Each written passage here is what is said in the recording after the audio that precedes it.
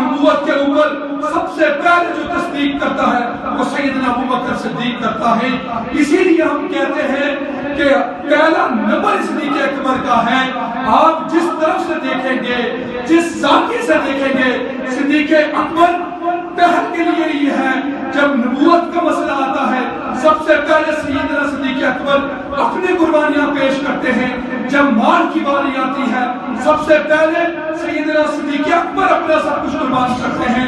مجھے بتلاؤ کہ جب چوک کے اندر سیدنا صدیق اکبر کو جب مارا جاتا ہے، پیٹا جاتا ہے، جب ان کو بے ہوش کر دیا جاتا ہے، آپ اس چیز کا اندازہ لگائیں کہ جب سیدنا صدیق اکبر کو وہاں پر اس لیے مارا گیا کہ تم نبی پاک صلی اللہ علیہ وآلہ وسلم کی نبی کے صحابی ہو، تم ان کی دعوت کو عام کیے ہوئے ہو.